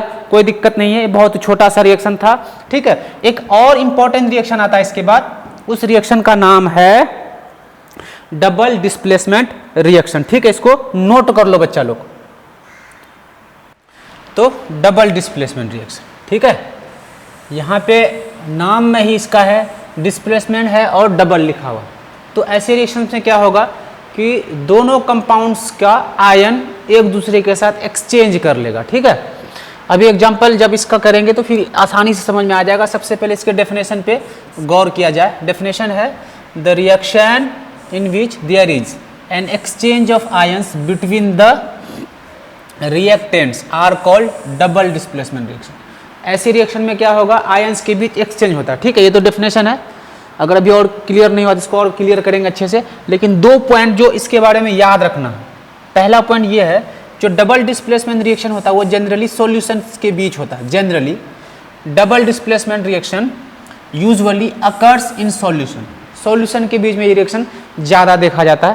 पहला पॉइंट ये याद रखना है। दूसरा पॉइंट जो याद रखना है, इस रिएक्शन में एक कंपाउंड सॉलिड बनता है, one of the product being insoluble, उस कंपाउंड को प्रिसिपिटेट कहा जाता है और सेपरेटेड एज अ सॉलिड। ये कंपाउंड जो बनता है इनसॉल्युबल होता है और सॉलिड के फॉर्म में इसको हम लोग बाहर निकालते हैं। ठीक है, उसी को कहा जाता है प्रिसिपिटेट। और यहाँ पे प्रिसिपिटेट का डेफिनेशन है। प्रिसिपिटेट क्या है? जब भी हम लोग डबल डिस्प्लेसमेंट रिएक्शन कराएंगे दो सॉल्यूशंस के बीच, तो उसमें से जो सॉलिड प्रोडक्ट बनता है, सॉल्यूशंस को रिएक्शन कराने के बाद जो सॉलिड प्रोडक्ट बनता है, उस सॉलिड प्रोडक्ट को कहा जाता है प्रिसिपिटेट। ठीक है, वही लिखा गया, प्रिसिपिटेट इज एन इनसॉल्युबल। और ये पानी में इनसॉल्युबल होता है, पानी में डिसॉल्व नहीं होता है। Insoluble substance formed during double displacement reaction, जो डबल डिस्प्लेसमेंट रिएक्शन की बनता है, which is separated out as a solid. किस फॉर्म में बाहर निकलेगा? Solid from the solution, solution में से सॉलिड के फॉर्म में इसको बाहर निकाल दिया जाता है।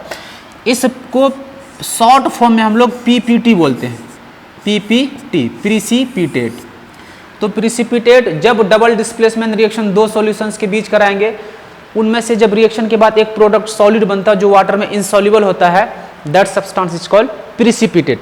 ये सारा अपन याद रखना है। और डेफिनेशन में क्या याद रखना है? एक्सचेंज ऑफ, इस लाइन को याद रखना है, exchange of ions between the reactants, दोनों रिएक्टेंट के बीच एक्सचेंज होगा। ठीक है, डिस्प्लेसमेंट में क्या हो रहा था? एक मेटल दूसरे को डिस्प्लेस कर दे रहा था, यहाँ पे एक्सचेंज कर लेगा, अपना अपना आयन एक दूसरे के साथ एक्सचेंज करेगा। कैसे? तो इसको एग्जाम्पल के साथ एक्सप्लेन करते हैं। हाँ, तो example of double displacement reaction, जो रिएक्शन का डेफिनेशन था अब उसको एग्जाम्पल के थ्रू एक्सप्लेन करते हैं। ठीक है, यहाँ पे क्या क्या लिखा? व्हेन बेरियम क्लोराइड सॉल्यूशन, याद रखना solution, added to sodium sulphate solution, then white precipitate of barium sulfate is formed along with sodium chloride। ठीक है, कैसे हुआ रिएक्शन पहले देख लेते हैं। जो रिएक्टेंट उसको लिख के, उसको प्रोडक्ट को लिख के। सबसे पहले बेरियम क्लोराइड, तो बेरियम का सिंबल होता है Ba, ठीक है, और क्लोरीन का Cl, बेरियम का वैलेंसी 2 होता है, वैलेंसी क्लोरीन में आके लग जाएगा। सॉल्यूशन है तो इसको लिखेंगे एक्वस, प्लस एक और कंपाउंड है सोडियम सल्फेट। सोडियम सल्फेट से हम लोग रिएक्शन करा के फॉर्मूला लिखने आपको बताया था। सोडियम के लिए Na, सल्फेट के लिए SO4 होता है। ठीक है, सल्फेट का वैलेंसी 2, तो ये 2 यहाँ पे लग जाएगा। एक्वस है तो इसको एक्वस लिखेंगे। बनाया क्या प्रोडक्ट? ये बनाया white precipitate of barium sulphate. यहाँ पे एरो डालेंगे। ठीक है, बेरियम सल्फेट, बेरियम के लिए Ba, सल्फेट के लिए SO4, सल्फेट का भी चार्ज 2, बेरियम का भी चार्ज 2, तो BSO4 ही रह जाएगा। ठीक है, अब ये PPT बना, प्रिसिपिटेट बना, ये सॉलिड हो गया। जो भी प्रिसिपिटेट है वो सॉलिड हो गया। एलोंग विथ, प्लस क्या बना है यहाँ पे? Along with sodium chloride, sodium के लिए Na और क्लोरीन के लिए Cl। ये सॉल्यूशन के फॉर्म में ही रहेगा, इसको एक्वस लिख देंगे क्योंकि पानी में सॉल्यूबल होता है। ये जो सोडियम क्लोराइड है, जो घर में हम लोग नमक खाते हैं उसको सोडियम क्लोराइड बोलता है, ये पानी में सॉल्यूबल है इसलिए इसको एक्वस लिख दिया। ठीक है, ये तो रिएक्शन को हम लिख दिए। ये जो रिएक्शन था इसका केमिकल इक्वेशन लिख दिए। अब इस रिएक्शन को समझते हैं कि ये आयंस को एक्सचेंज कैसे किया। तो सबसे पहले इसको हम आयंस के फॉर्म में तोड़ेंगे। ये बेरियम क्लोराइड है, जैसे पानी में इसको डालेंगे तो ये आयन के फॉर्म में डिसॉल्व हो जाएगा, ये ऐसे डिसॉल्व हो जाएगा। बेरियम के लिए Ba, ठीक है, Ba बनाया, मेटल है, इसका वैलेंसी 2 होता है, ये बना लेगा 2+। ये हम आपको बता चुके हैं बेसिक पार्ट जब केमिस्ट्री का पढ़ा रहे थे लेक्चर 1 में। ठीक है, फिर प्लस क्लोरीन है, तो क्लोरीन का वैलेंसी 1 होता है, तो ये Cl- बनाता है, आयन में पढ़ाए थे आप लोगों को। ठीक है, फिर यहाँ पे Na+ है, तो ये Na क्या बना लेगा? Na+ बनाता है। आयंस में बताया था Na एक इलेक्ट्रॉन लूज करके Na+ बनाता है। इसी तरह सल्फेट, सल्फेट का क्या लिखा थे आप लोगों को? सल्फेट का लिखा था SO4 2-। इस तरह से है सारा भी सॉल्यूशन के फॉर्म में, जो बगल में हम लिख देते हैं एक्वस के फॉर्म में, एक्वस लिखना हम भूल गए, सब सॉल्यूशन के फॉर्म में भी। सॉल्यूशन में जैसे डिसॉल्व किए, बेरियम क्लोराइड को डिसॉल्व किए तो BaCl2, इस तरह से। अब कैसे कैसे रिएक्शन होगा क्या बताए थे? पॉजिटिव आयन हमेशा किसके साथ कंबाइन होगा? नेगेटिव आयन के साथ। ठीक है, अब यहां का जो बेरियम था, बेरियम क्लोराइड का बेरियम और सोडियम सल्फेट का सोडियम, दोनों कंबाइन करेगा। ये दोनों कंबाइन किया क्या बना लेगा? ये बना लेगा BaSO4। बेरियम का भी चार्ज 2, सल्फेट का भी चार्ज 2, तो दोनों चार्ज खत्म। ठीक है, देखो बेरियम क्लोराइड का बेरियम और सोडियम तो एक्सचेंज किया, इस वाले कंपाउंड का एक आयन और इस वाले कंपाउंड का एक आयन मिलकर दूसरा चीज बना। अब देखो यहां का सोडियम पॉजिटिव आयन है, ये इसके क्लोरीन के साथ मिलेगा और ये क्या बना लेगा? ये बना लेगा NaCl। तो क्या देख रहे हैं, आयन का एक्सचेंज हुआ कि नहीं हुआ? यहां पे बेरियम के साथ क्लोरीन था, इस वाले पार्ट में बेरियम के साथ क्लोरीन था, लेकिन जैसे प्रोडक्ट बना बेरियम के साथ कौन आ गया? सल्फेट आ गया।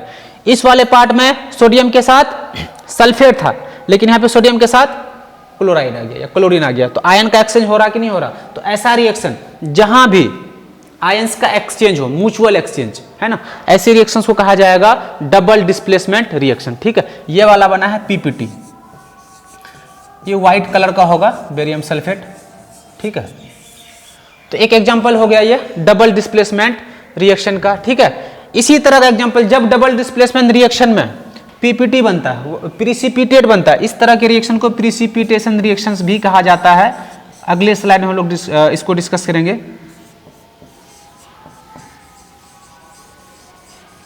ये सीबीएसई में पूछा है बहुत बार कि प्रिसिपिटेशन रिएक्शन क्या है।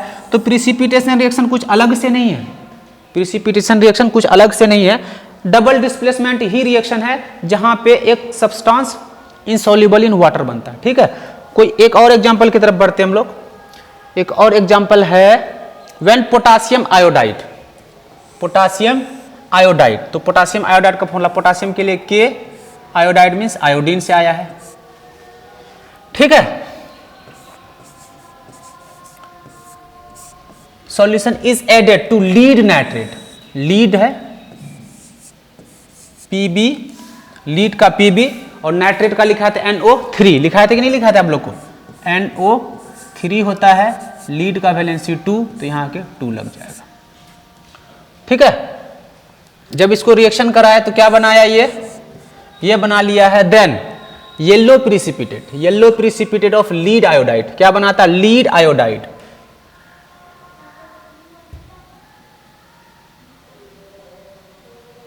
एक मिनट, क्या बना, लीड नाइट्रेट जब मिला है, yellow precipitate of lead iodide. Lead का फॉर्मूला Pb, आयोडीन का I और लीड का वैलेंसी 2 है तो यहां पे 2 आ जाएगा। प्रिसिपिटेट, ये प्रिसिपिटेट बना येलो कलर का, तो यहां पे ये सॉलिड हो जाएगा। ठीक है, एक और चीज क्या बना है, along with potassium nitrate, potassium का फॉर्मूला के, नाइट्रेट का NO3, ये सॉल्यूशन के फॉर्म में ही रहेगा। ठीक है, इस एग्जांपल में ये था पोटासियम आयोडाइड, सॉल्यूशन के फॉर्म में लीड नाइट्रेट, सॉल्यूशन के फॉर्म में, दोनों को रिएक्शन करा दिए। जैसे रिएक्शन हुआ तो यहाँ पे क्या बना, लीड आयोडाइड जो पीपीटी बना है। क्या बना है ये, पीपीटी। किस कलर का, तो येलो कलर का बनता है, ये येलो कलर का पीपीटी आपको दिख जाएगा। दो सॉल्यूशन को मिलाएंगे, सॉल्यूशन ट्रांसपेरेंट रहेगा, लेकिन जैसे रिएक्शन होगा ये वाला कलर येलो हो जाएगा। तो चेंज इन कलर रिएक्शन का बना कि नहीं बना। ठीक है, अब इसमें अगर हम लोग आयन का एक्सचेंज देखें तो वही सेम चीज है। पोटासियम के लिए लिखेंगे K+ बनाएगा ये, और आयोडीन बनाता है I+। Pb है, Pb के लिए बनाएंगे P, इसका वैलेंसी 2 होता है 2+, और यहां पे नाइट्रेट बनाएगा NO3, इसका माइनस होता है। ये आपको जाके देख लेना अगर आपको इसमें दिक्कत आ रहा है। अब आयन का एक्सचेंज हो रहा है, यहां का नाइट्रेट और इस वाले कंपाउंड का पोटासियम एक दूसरे के साथ मिलेगा। ये दोनों मिला, ये दोनों मिलके क्या बना दिया, ये दोनों मिलके बनाया KNO3। ठीक है, अब इस वाले का Pb पॉजिटिव आयन है, इस वाले का आयोडीन नेगेटिव आयन है, ये दोनों मिलके क्या बनाएगा, ये दोनों बना देगा। पॉजिटिव आयन को पहले लिखते हैं Pb, और आयोडीन के लिए I, Pb का चार्ज 2 है तो यहां आ जाएगा, और यही वाला पार्ट है पीपीटी। तो ये दोनों डबल डिस्प्लेसमेंट रिएक्शन का एग्जांपल था। डबल डिस्प्लेसमेंट रिएक्शन में इससे ज्यादा नहीं, यही दो एग्जांपल में से कभी कभी पूछता है इक्वेशन को बैलेंस करके। और कैसे ये एग्जांपल हुआ, कैसे रिएक्शन हुआ, आप लोग को अच्छे समझ में आ गया। आयन का एक्सचेंज हुआ कि नहीं हुआ। इस एग्जाम्पल को हम बीकर के थ्रू भी आपको समझा सकते। कैसे, बीकर के थ्रू अगर इसको समझेंगे तो देख लेते हैं, इस वाले एग्जाम्पल में समझा देंगे बीकर के थ्रू। यहाँ पे क्या लिखा है, प्रिसिपिटेशन रिएक्शन। तो थोड़ा देर पहले हम लोग बात किए थे कि प्रिसिपिटेशन रिएक्शन कुछ अलग टाइप का रिएक्शन नहीं है। डबल डिस्प्लेसमेंट रिएक्शन जहां पे हो रहा है, अगर उस रिएक्शन में पीपीटी बन गया, प्रिसिपिटेट बन गया, तो उस डबल डिस्प्लेसमेंट रिएक्शन को बोलेंगे प्रिसिपिटेशन रिएक्शन। ठीक है, एग्जाम्पल, तो ये जो दोनों एग्जाम्पल हम लोग किए थे, यहाँ पे दोनों एग्जाम्पल में क्या बन रहा था, प्रिसिपिटेट बन रहा था। पहला था कहाँ गया, पहला यहाँ पे। इस रिएक्शन में भी पीपीटी बना है, इस रिएक्शन में भी पीपीटी बना है। तो दोनों एग्जाम्पल है किसका, प्रिसिपिटेशन रिएक्शन का। तो ये वाला एग्जाम्पल हम आपको फिर से वहां लेके समझा देते हैं। कौन कौन सा था, बेरियम क्लोराइड और सोडियम सल्फेट। डेफिनेशन में लिखा है प्रिसिपिटेशन रिएक्शन, एनी रिएक्शन जिसमें क्या बन रहा है, a precipitate can be called precipitation reaction. कोई भी रिएक्शन जिसमें प्रिसिपिटेट बने उस रिएक्शन को क्या कहा जाएगा? प्रिसिपिटेशन रिएक्शन कहा जाएगा। ठीक है, एग्जाम्पल क्या था पिछले स्लाइड में, एक बार फिर देख लीजिए आप। ये एग्जाम्पल था, इसमें प्रिसिपिटेट बना है बेरियम क्लोराइड जब सोडियम सल्फेट के साथ रिएक्शन किया है। बेरियम क्लोराइड BaCl2 और रिएक्शन किया है ये सोडियम सल्फेट के साथ SO4 सोडियम सल्फेट।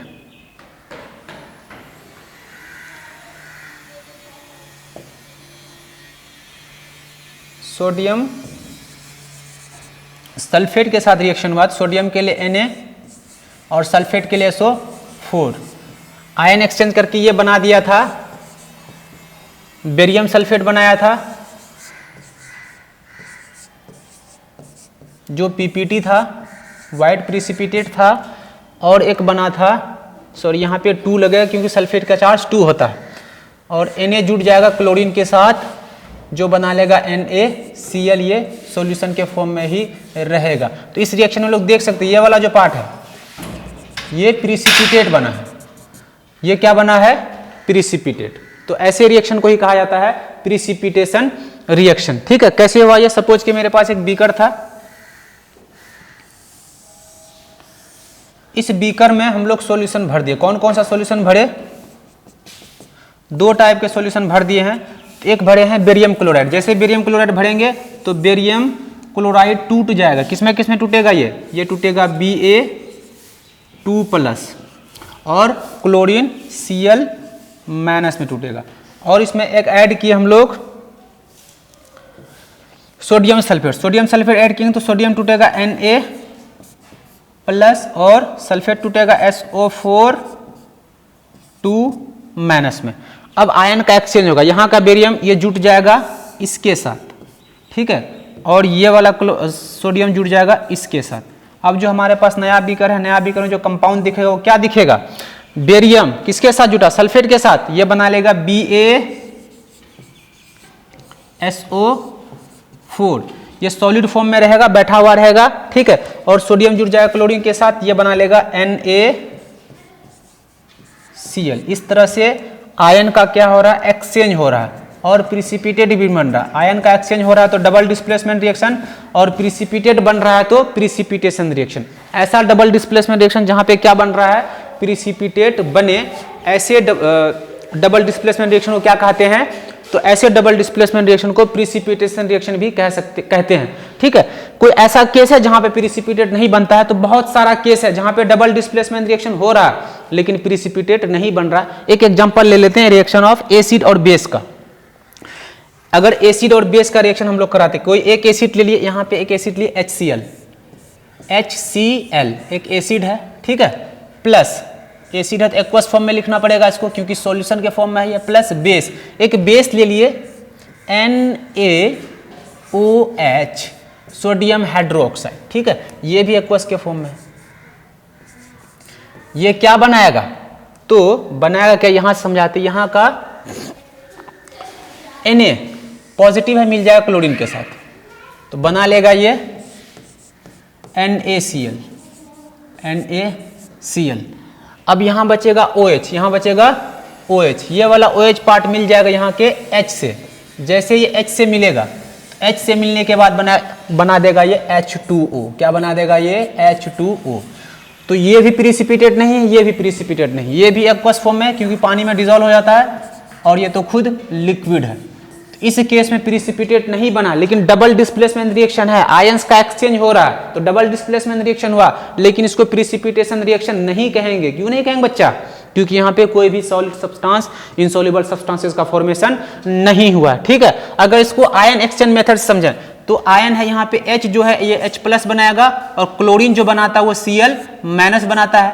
वैलेंसी याद है तो ये आपको आसानी होगा करने में, ठीक है। प्लस Na हमेशा प्लस बनाता है, Na+, और OH के बारे में बताए थे, पॉली एटॉमिक आयन में इसका चार्ज होता है OH-, ठीक है। अब क्या करेगा ये Na किसके साथ मिलेगा? ये मिलेगा क्लोरीन के साथ, क्लोरीन के साथ मिलके एक कंपाउंड देगा, ये इसका नाम है NaCl, ठीक है। एक्वस के फॉर्म में ही रहेगा क्योंकि पानी में ये डिजोल्व हो जाता है। और ये वाला जो पार्ट है H और OH, ये दोनों मिलके बनाता है H2O, जहां पे एक भी इनसॉल्युबल सब्सटेंस नहीं बना है। ये डबल डिस्प्लेसमेंट रिएक्शन है, लेकिन यहाँ पे कोई भी प्रिसिपिटेट नहीं बना, इसको प्रिसिपिटेशन रिएक्शन नहीं बोलेंगे। डबल डिस्प्लेसमेंट तो बोलेंगे लेकिन प्रिसिपिटेशन नहीं बोलेंगे। ठीक है, तो ये 4 टाइप के रिएक्शन हम लोग पढ़ चुके हैं। ठीक है, अब ये चारों टाइप के रिएक्शन का समरी दे देते हैं। समरी क्या था? सबसे पहले जो हम लोग पढ़े थे, सबसे पहला जो रिएक्शन था वो था कॉम्बिनेशन रिएक्शन।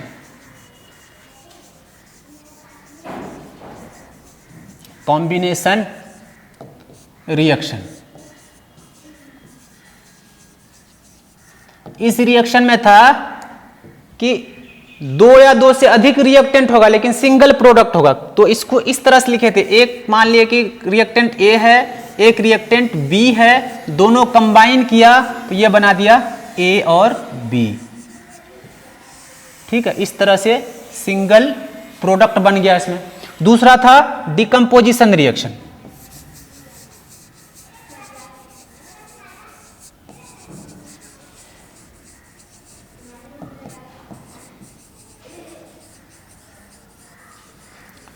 डिकम्पोजिशन रिएक्शन में क्या था कि कोई एक सिंगल रिएक्टेंट हो रहा था मेरे पास और सिंगल रिएक्टेंट टूट रहा था बहुत सारे कंपाउंड में। अगर इसको सिंपली लिखें, मान लेते कोई मेरे पास एक कंपाउंड था AB, ठीक है, AB था, इसमें कोई एनर्जी डाले, यहाँ पे एनर्जी का कोई फॉर्म हो सकता है, हीट वीट कुछ भी हो सकता है, हीट था, लाइट था, कुछ भी था, 3 तरह का एनर्जी देते थे। ये टूटता था, टूट के क्या बना लेता था, ये A और B भी बनता था या अलग अलग तरीके से ही बनता था। ठीक है, इस तरह से ये कौन सा रिएक्शन हो जाएगा? इस तरह के फॉर्म का जो भी रिएक्शन आएगा उस रिएक्शन को बोलेंगे डिकम्पोजिशन रिएक्शन। ठीक है, एक था डिस्प्लेसमेंट रिएक्शन। डिस्प्लेसमेंट रिएक्शन का अगर बात करें,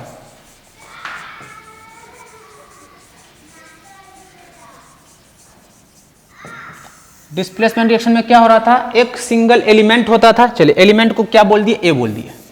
ठीक है, अब ये किसी कंपाउंड के साथ रिएक्शन कर रहा था। चलो कोई कंपाउंड है बी और सी, ठीक है, ये वाला पार्ट पॉजिटिव और ये वाला पार्ट नेगेटिव। जब ये रिएक्शन किया, पहला वाला पार्ट एक्वस है, रिएक्शन करेगा तो क्या होगा, ये जो ए है इस बी को हटा दे रहा था, इस बी को हटा के खुद सी के साथ जुट जा रहा था, तो ये ए और सी बना लेता था और ये जो बी है नीचे जाके बीकर में बैठ जाता था। इस टाइप का जो रिएक्शन होगा इस रिएक्शन को क्या बोलेंगे, डिस्प्लेसमेंट रिएक्शन। डबल डिस्प्लेसमेंट क्या हो रहा था, डबल डिस्प्लेसमेंट में दोनों का आयन एक दूसरे के साथ एक्सचेंज हो जा रहा था। कैसे, इसको समझने के लिए चलो यहां पे लिख देते हैं डबल डिस्प्लेसमेंट रिएक्शन।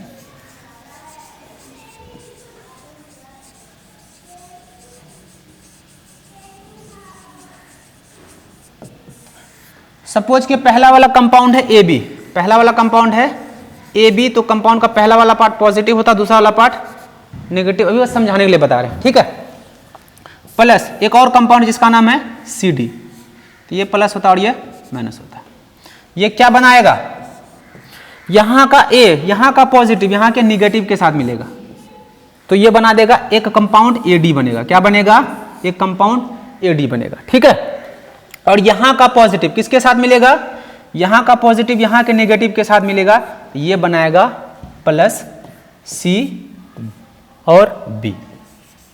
इस तरह का रिएक्शन जहां पे आयन का क्या हो रहा, पूरा का पूरा एक्सचेंज हो रहा है, ऐसे रिएक्शन को बोलेंगे डबल डिस्प्लेसमेंट रिएक्शन, ठीक है। तो this is all about 4 types of reaction students.